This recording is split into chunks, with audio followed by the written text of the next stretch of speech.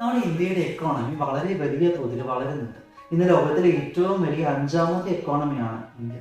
പക്ഷേ അതിലൊരു പ്രശ്നവുമുണ്ട്. ഇന്ത്യയിലെ 1-2 ആളുകളുടെ മാത്രം സമ്പത്താണ് വളരുന്നത്. അങ്ങനെയാണ് ആകെ മൊത്തമുള്ള സംഖ്യയും വലുതാണ്. അതുകൊണ്ട് നമ്മൾക്ക് സാധാരണക്കാർക്ക് എന്തെങ്കിലും ഗുണമുണ്ട്.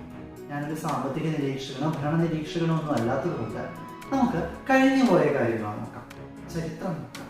ഇപ്പോഴത്തെ പ്രധാനമന്ത്രിയായ മോദിക്ക് മുൻപ് ആരായിരുന്നു ഇന്ത്യയുടെ പ്രധാനമന്ത്രി? ഡോക്ടർ മൻമോഹൻ സിംഗ്. സാമ്പത്തിക ശാസ്ത്ര വിദഗ്ധനായ അദ്ദേഹം ഇന്നാട്ടിലെ സാധാരണക്കാർക്ക് വേണ്ടി, സാമ്പത്തിക മധ്യവർഗത്തിന് വേണ്ടി, അടിസ്ഥാന വർഗത്തിന് പുരോഗതിക്ക് വേണ്ടി എന്തെങ്കിലും ചെയ്തിട്ടുണ്ട്. നോക്കാം ഇന്നത്തെ ക്ലാസ്സിൽ.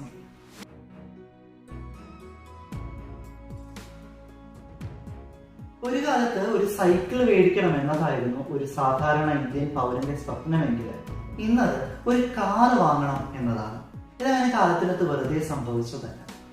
ഏതൊരു സാധാരണക്കാരനും പണം സംഭരിക്കാം എന്ന സാമൂഹിക സാമ്പത്തിക സ്ഥിതി, ആഗോളവൽക്കരണം, ഉദാരവൽക്കരണം, പിന്നാക്ക വിഭാഗങ്ങളുടെ വിദ്യാഭ്യാസ സംവരണം തുടങ്ങിയ ഒട്ടനവധി പദ്ധതികളിലൂടെ യാഥാർത്ഥ്യമായതാണ്.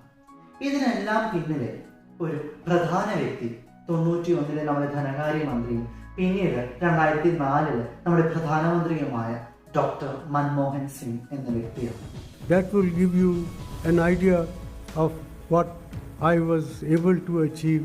ലോകരാജ്യങ്ങളെല്ലാം വലിയ സാമ്പത്തിക ഞെരുക്കം മുന്നിൽ കാണുമ്പോഴാണ് 1991 ഡോക്ടർ മൻമോഹൻ സിംഗ് ധനകാര്യമന്ത്രിയായി ചുമതലയേൽക്കുന്നത്. അദ്ദേഹം അത്രനാൾ നിലനിന്നിരുന്ന ഒരു സോഷ്യലിസ്റ്റ് സമ്പദ് വ്യവസ്ഥയെ തലകീഴായി മറിച്ചു. ഇന്ത്യയെ ആഗോള വിപണിക്ക് മുന്നിലേക്ക് തുറന്നിട്ടു. ലൈസൻസ് രാജും പെർമിറ്റ് രാജും നിർത്തലാക്കി.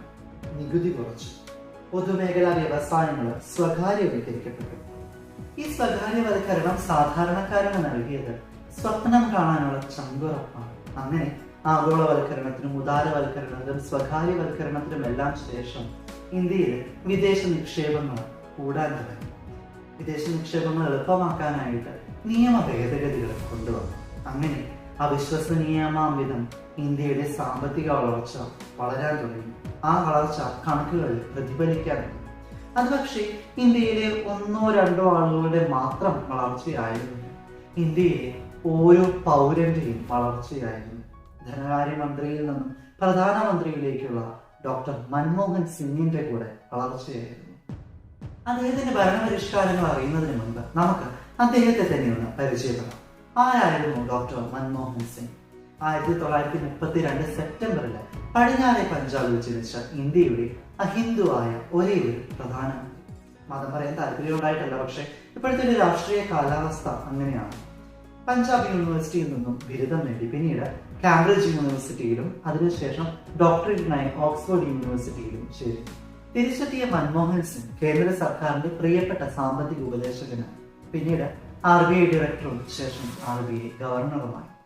പിന്നീട് 91 രാജ്യസഭാംഗമായിട്ടാണ് ഫിനാൻസ് മിനിസ്റ്റർ ആകുന്നത്.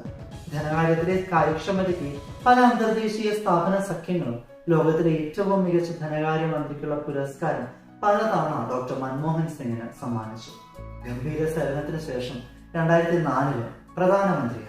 ഇന്ത്യക്ക് അന്നോളമുണ്ടായ സാമ്പത്തിക വളർച്ചയിൽ യാതൊരു ഗുണവും ലഭിക്കാന് പാവപ്പെട്ട സാധാരണ ഇന്ത്യൻ പൗരന്റെ ഉന്നമനം, പാകിസ്ഥാനുമായി സമാധാനം, പിന്നെ ഇന്ത്യക്കുള്ളിലെ തന്നെ മതവിഭാഗങ്ങൾക്കിടയിലുള്ള സമാധാനം എന്നിവയായിരുന്നു ആ പ്രധാനമന്ത്രി പദത്തിന്റെ പ്രധാന ലക്ഷ്യം.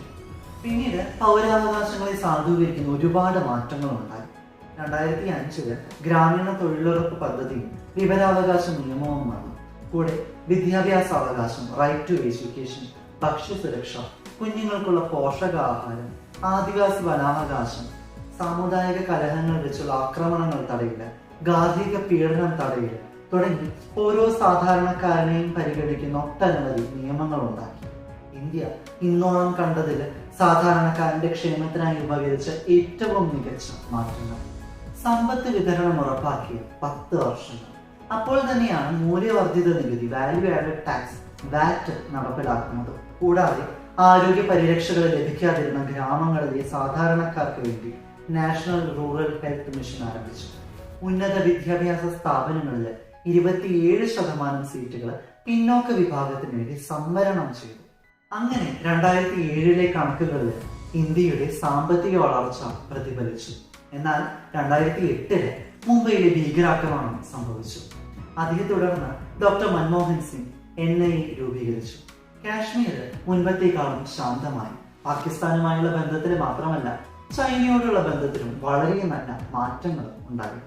ബറാക് ഒബാമ പ്രസിഡന്റ് ആയിരിക്കെ അമേരിക്ക നടത്തിയ ഏറ്റവും ചിലവേറിയ വിരുന്ന് ഡോക്ടർ മൻമോഹൻ സിംഗിനെ ആദരിക്കാനായിരുന്നു.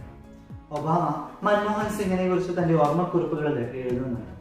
അസാധാരണ ജ്ഞാനവും മാന്യതയുമുള്ള ഒരു പുരുഷൻ എന്നാണ് അതിൽ ഒബാമ എഴുതുന്നത്. തുടർന്ന് ഒരുപാട് എഴുതുന്നുണ്ട്. എന്നാൽ നമ്മളോട് നിർത്തുന്നു. നമുക്ക് അടുത്ത വീഡിയോയിൽ കാണാം. സബ്സ്ക്രൈബ് ചെയ്യണം. Love it.